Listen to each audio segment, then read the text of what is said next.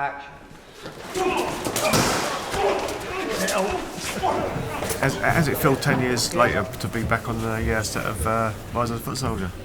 Well, I would never ever have thought, to be honest with you, if someone had said to me 10 years ago when we was filming the film, yeah, we're going to do a prequel. I'd have gone, yeah, lovely. When we're doing it, 10 years time, you'd have gone, what? But here we are, you know. So it says something for the brand, says something for the title. Fans love the film, so if there's a fan base, then let's feed them the films. I play Ken. This is the top man.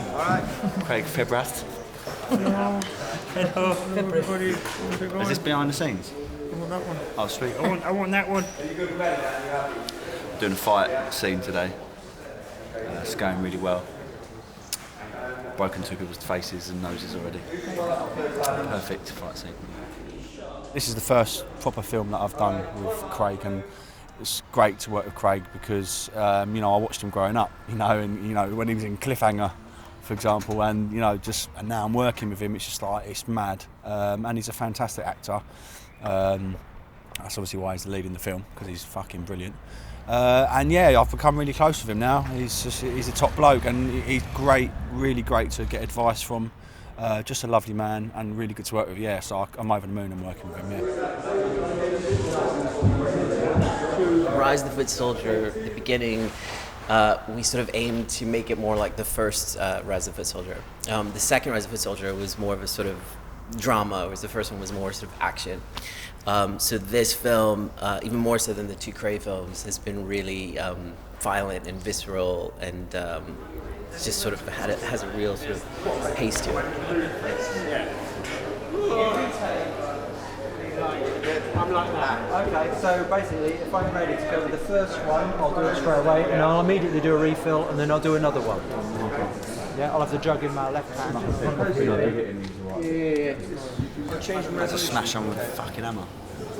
That's what we're doing whilst the Footsoldier 3. We're just changing resolution here, everyone.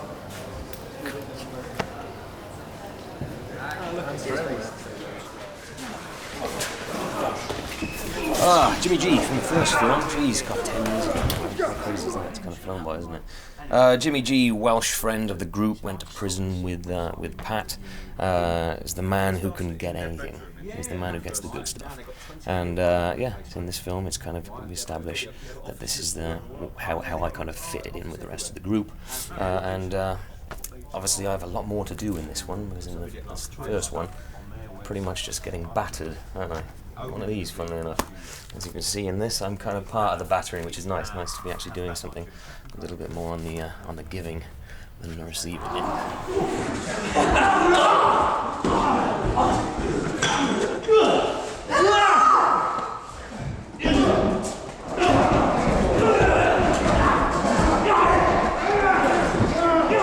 This film it's got all the gags all the way through it, so it's very violent, but very funny at the same time. Is there a crucifixion in it?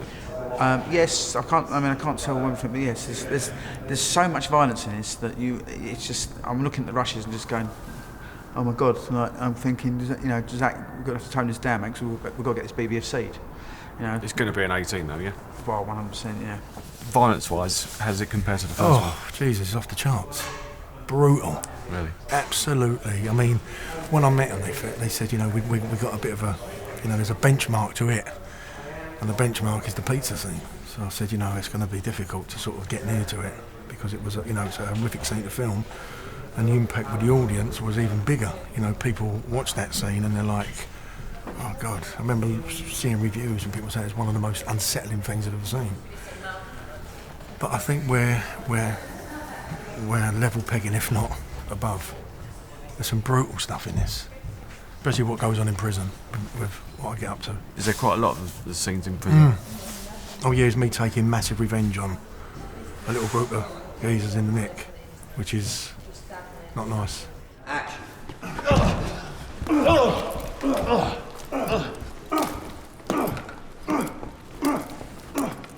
Back of his head. Sorry. That's it. Just score it on his face. Let's not clean him up too much. No, so his eyes safe. That's okay, that's great. The business is changing. but especially for films like this, there is a very wide audience who is actually quite underserved with this type of product, and we saw that with the release of Footsoldier 2.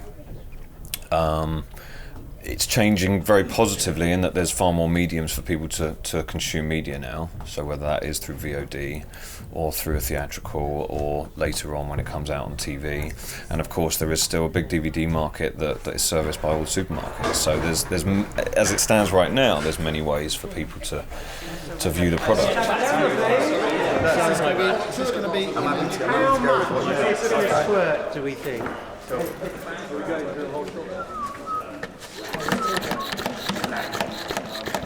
It would be helpful if I can just squirt a little bit out to clear the pipe. Okay, and a set. Set. And action.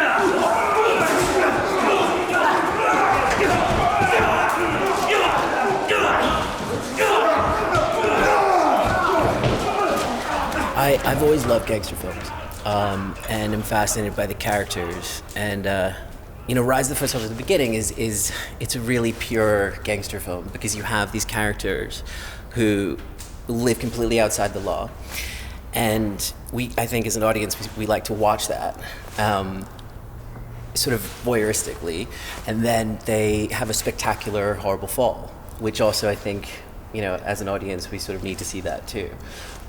So yeah, it's a genre that I've always loved and been fascinated with. No, I read all the books. I mean, when I first did it, and I did as much research as I possibly could. Do you know what I mean? But you can only only pretend so much.